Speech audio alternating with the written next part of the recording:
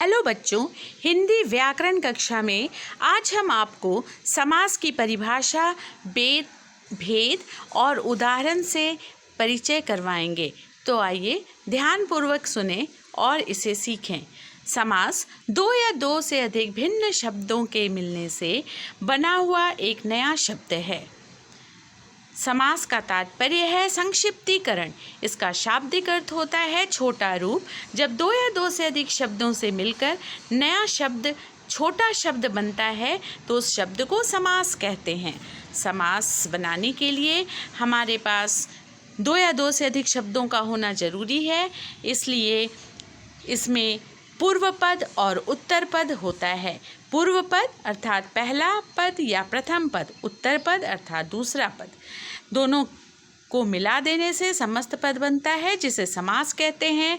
जब समस्त पद का विस्तृत रूप होता है, जब ये अलग अलग होते हैं तो इसे समास विग्रह कहते हैं। जैसे राजकुमार, राजा का कुमार, राजा का पूर्व पद हुआ और कुमार उत्तर पद हुआ, दोनों को मिलाकर राजकुमार बना, तो यह राजकुमार समासिक पद हुआ।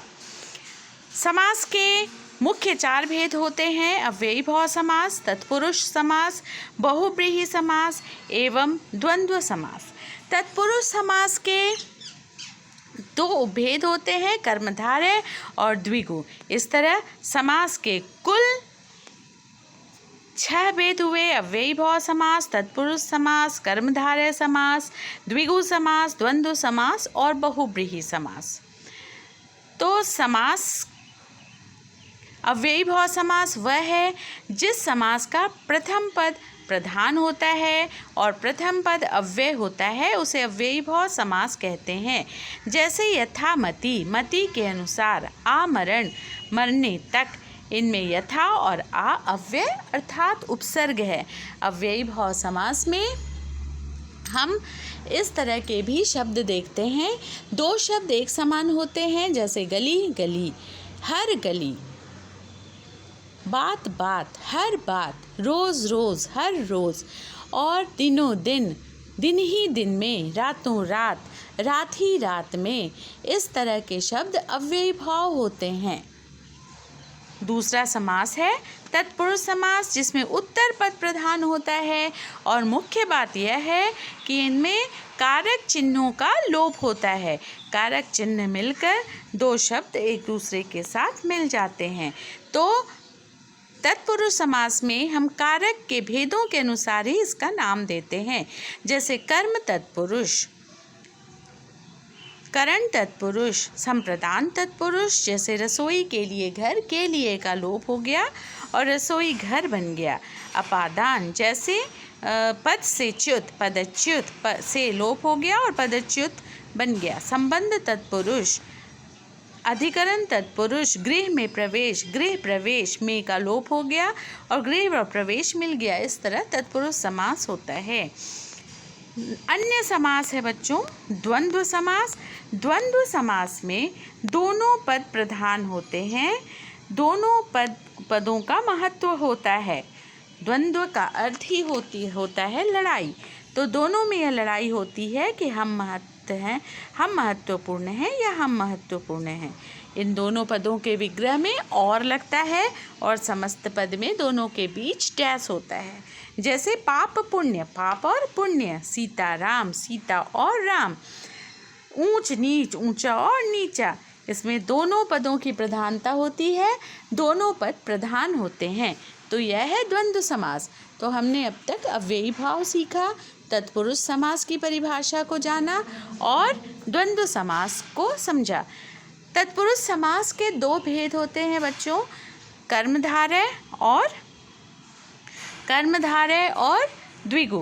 कर्मधारय, द्विगु और बहुव्रीहि तीनों में समानता होती है तथा बहुत ही सूक्ष्म अंतर होता है। कर्मधारय में पहला पद विशेषण, दूसरा पद विशेष्य होता है। पहला पद उपमान और दूसरा उपमेय होता है। उपमान अर्थात जिससे हम तुलना करें और उपमेय जिसकी हम तुलना करें। जैसे चंद्रमुख, चांद जैसा मुख, चांद उपमान हुआ और मुख उपमेय हुआ। तो कर्मधारय समास में पहला पद विशेषण विशेष्य या उपमान उपमेय होता है। जैसे नीलांबर, नीला है जो अंबर, तो यह क्या हो गया, कर्मधारय समास हो गया। सत्यजन, सत मतलब अच्छा, अच्छा है जो जन, ये भी अच्छा, क्या सत क्या हो गया, विशेषण हो गया, और जन विशेष्य हो गया, तो ये कर्मधारय समास हुआ। ध्यान देने योग्य बात है बच्चों कि कर्मधारय समास और बहुब्रीहि समास में दोनों में पहला पद विशेषण और दूसरा पद विशेष्य होता है, लेकिन बहुब्रीहि समास में विग्रह जो है विशेष अर्थों में होता है। जैसे पीतांबर, पीला है जो वस्त्र, पीला है जो अंबर, ये कर्मधारय समास हो गया।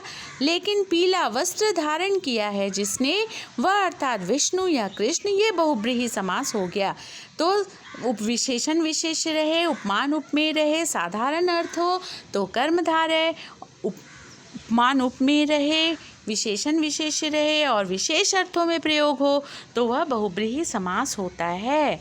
उसी प्रकार द्विगु समास में पूर्व पद संख्यावाचक विशेषण होता है और उत्तर पद विशेष्य होता है। यह जब साधारण अर्थ में रहे तो द्विगु समास, और यह जब विशेष अर्थ में रहे तो बहुब्रीहि समास होता है। जैसे त्रिलोक, तीनों लोकों का समाहार, यह द्विगु समास हुआ क्योंकि यह साधारण अर्थ में प्रयोग होता है। त्रिनेत्र, तीन नेत्र हैं जिनके, वह अर्थात शिव, यह विशेष अर्थ में है, इसलिए यह बहुब्रीहि समास हुआ। तो कर्मधारय की तरह ही द्विगु में संख्यावाची विशेषण रहे और साधारण अर्थ दे तो द्विगु समास, और संख्यावाची विशेषण पूर्व पद रहे और विशेष अर्थों में प्रयोग हो तो वह बहुब्रीहि समास होता है। इस तरह कर्मधारय, द्विगु और बहुब्रीहि तीनों समास में समानता है तथा विशेष और साधारण ही इसका सूक्ष्म अंतर होता है। तो बच्चों, हम द्विगु, कर्मधारय और बहुब्रीहि में अंतर देख लिए। अब हम अभ्यास पुस्तिका से इसका अभ्यास करेंगे, समास समस्त पद करना सीखेंगे, विग्रह करना सीखेंगे और भेदों को पहचानेंगे। कर्मधारय समास जैसे होता है, आधा है जो मरा अधमरा, महान है जो देव महादेव। यहाँ पहला पद विशेषण और दूसरा पद विशेष्य हुआ।